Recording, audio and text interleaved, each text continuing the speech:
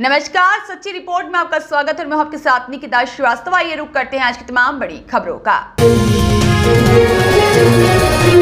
दाता कस्बे के श्री बद्रीनारायण भैरव दत्त खेतान माध्यमिक आदर्श विद्या मंदिर में मंगलवार को नेताजी सुभाष चंद्र बोस की जयंती पराक्रम दिवस के रूप में मनाई गई। कार्यक्रम के मुख्य अतिथि वंदना पारिक थी। अध्यक्षता वंशीधर जाखड़ ने की। अतिथियों ने सर्वप्रथम नेताजी सुभाष चंद्र बोस की तस्वीर के समक्ष दीप प्रज्वलित कर कार्यक्रम का शुभारंभ किया। इस दौरान विद्या मंदिर के भैया बहनों ने नेताजी सुभाष चंद्र बोस के जीवन पर प्रकाश डालते हुए उनके आदर्शों को अपनाने की बात कही। इस अवसर पर आचार्य और विद्या मंदिर के भैया बहन उपस्थित रहे। संचालन वर्षा अग्रवाल ने किया। आज हम यहाँ छुट्टे हुए हैं हमारे प्रिय सुभाष चंद्र बोस जी की जयंती मनाने के उपस्थित में हम श्रीमंत है आचार्य प्रधान आचार्य जी भैया भगिनी से इस अवसर पर जयंतियाँ आती रहती है। आए दिन हम जयंतियाँ मनाते हैं। जयंतियाँ मनाने के पीछे कुछ ना कुछ हमारा लक्ष्य होता है। जयंतियाँ आज हम जयंती मना रहे हैं तो इसके पीछे हमारा कुछ ना कुछ लक्ष्य होना चाहिए। हम यहाँ से कुछ लेके गए विद्यालय से जयंती मना रहे हैं तो हमने इस जयंती के अवसर पर क्या सीखा, क्या सीखना चाहते हैं, क्या सीख लिया हमने, क्या हमारे जीवन के अंदर परिवर्तन किया। और जैसे कि आप बहन से बता चुके हैं कि इनका जन्म 23 जनवरी 1897 कटक उड़ीसा में हुआ। जब हमारा भारत देश आज़ाद नहीं हुआ था, हमारे भारत देश में अंग्रेजों का शासन था। उस समय की बात है।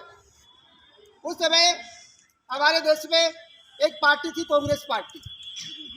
तो ये सुभाष चंद्र बोस कांग्रेस पार्टी के अंदर कांग्रेस पार्टी के नेता थे। इनके साथ में अन्य नेता थे, गांधी जी भी इनके साथ में ही थे।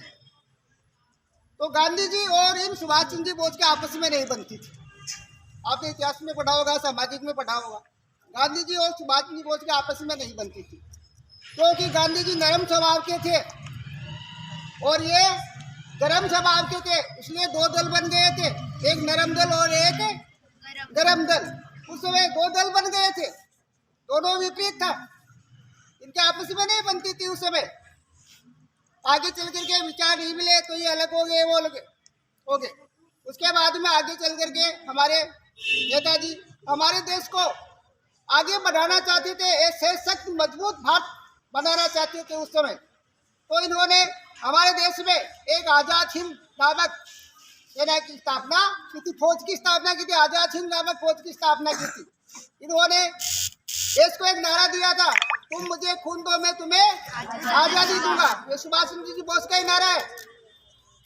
तो ऐसी कई बातें इनके जीवन से हम कई सीख ले सकते हैं। आगे चल करके इन्होंने अपने जीवन में बहुत संघर्ष किए। पार्टियां इनको विरोध करती थी। इनके अलग विचार थे, गांधी जी के अलग विचार थे। आगे चल के फिर इनको भारत छोड़ना पड़ा। भारत छोड़ने के बाद में इनको विदेश जाना पड़ा। विदेश जाने के बाद में ऐसा पता लगा कि पता ही नहीं है कि जीवित है या मर गए।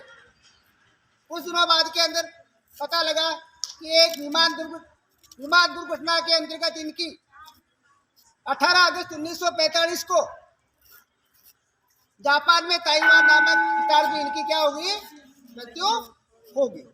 तो इस प्रकार के ये ऐसे नेता थे तो सशक्त और हमारे देश को शक्तिशाली। तो इस प्रकार से आप भी इनके जीवन से बहुत बड़ी शिक्षा ले सकते हैं, एक नेता बन सकते हैं, आगे अपना देश का भविष्य सुधार सकते हैं।